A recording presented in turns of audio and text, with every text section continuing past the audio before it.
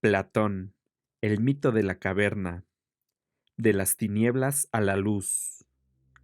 El mito narra la extraña situación de unos prisioneros que viven desde su infancia encadenados en una morada subterránea en forma de caverna y obligados a mirar siempre hacia una pared donde solo distinguen sombras que llevan toda clase de utensilios y figurillas de hombres y de otros animales, de manera que son incapaces de distinguir entre los objetos y las sombras que se proyectan. No se nos dice si los prisioneros se hallan allí por un castigo o si han nacido en la cueva. El tema de los prisioneros abandonados es, posiblemente, de origen nórfico o pitagórico y tiene un antecedente en Homero, que en la Odisea hace decir a Aquiles que preferiría ser labrador y esclavo de un hombre pobre pastoreando bueyes a vivir en el Hades, el mundo subterráneo de las sombras.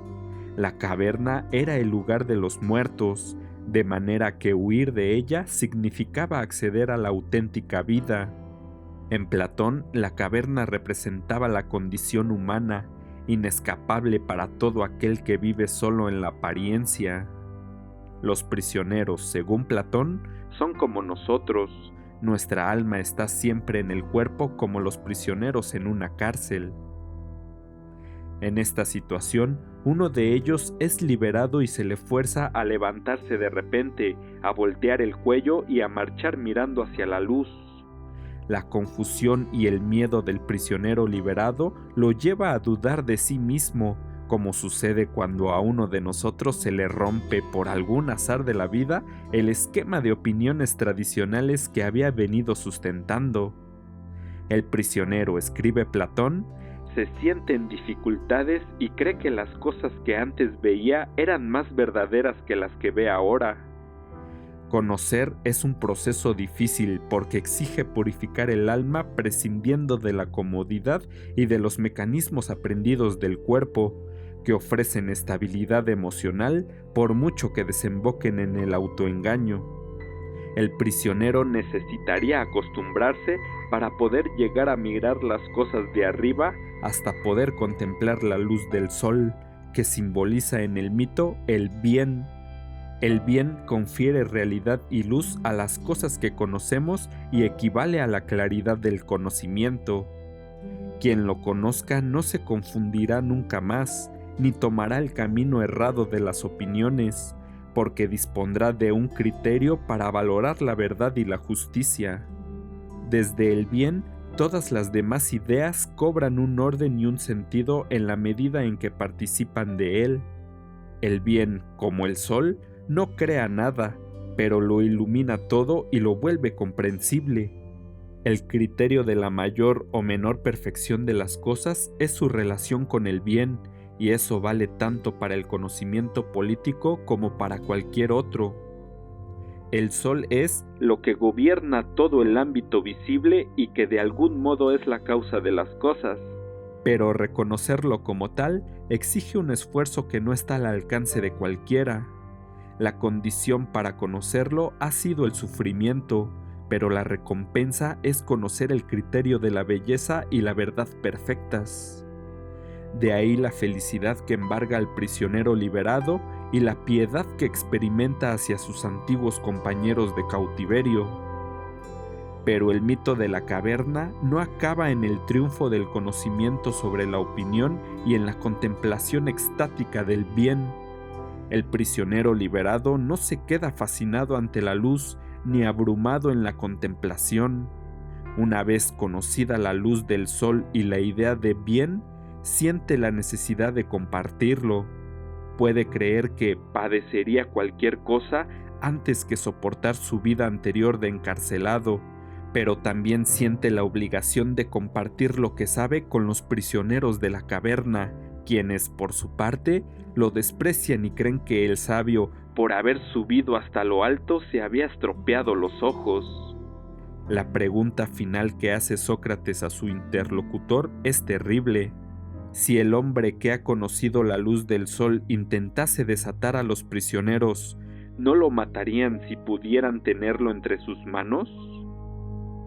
Es difícil no creer que Platón alude aquí, por boca del personaje, al trágico final del hombre de carne y hueso.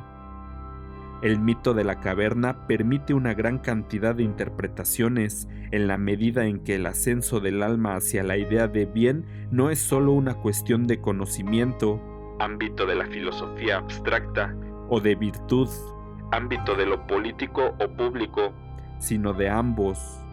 La explicación ofrecida bajo la luz de la teoría del conocimiento es complementaria a la ofrecida bajo la luz de la moral. El conocimiento del bien y las ideas solo tiene sentido cuando son compartidas, como hacía Sócrates. El doloroso esfuerzo humano por el conocimiento es personal y público a la vez. El mito nos explica cuál es la auténtica realidad, el bien, y cómo lo conocemos, por el perfeccionamiento del alma que progresa del mundo sensible al inteligible. Tiene por consiguiente un contenido metafísico, en tanto que revelación del sentido último y trascendente de la realidad. Pero también hay en él una reflexión de signo ético sobre el papel de la educación en la correcta orientación de la vida humana, que no es otra que liberarse de las cadenas de la opinión y del error. Todos esos aspectos son complementarios, dado que conocer no es sino un volverse del alma desde un día nocturno hasta uno verdadero, o sea, de un camino de ascenso hacia lo que es, camino al que correctamente llamamos filosofía. Una vida sin conocimiento, como podría ser una vida dedicada a la política entendida como gestión de intereses al modo de los sofistas, es vana. Pero de todas las interpretaciones del mito, Platón privilegió la política. Solo quien ha contemplado el bien puede ser el educador de la ciudad justa. Hay que llevar al poder a quienes son realmente ricos, no en oro sino en la riqueza que hace la felicidad, una vida virtuosa y sabia, y desde allí permitirles educar a los hombres en esa verdad. Evitar que el Estado sea asaltado por políticos demagogos y ladrones, o en términos platónicos, por dioseros y necesitados de bienes privados, exige situar la idea de bien como modelo del gobierno.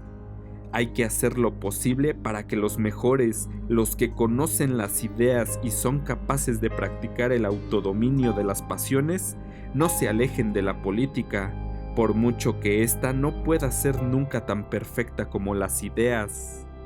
Solo el alma justa puede alcanzar el nivel de conocimiento adecuado a la complejidad de la tarea política. La política así entendida exige un tipo especial de gobernante, el filósofo rey. En el mito de la caverna, por tanto, Platón definió el modelo, el objeto y el sujeto de la filosofía práctica. El modelo es el bien, el objeto es la ciudad y el sujeto que ha de llevar a cabo la unión del saber y el poder es el filósofo rey.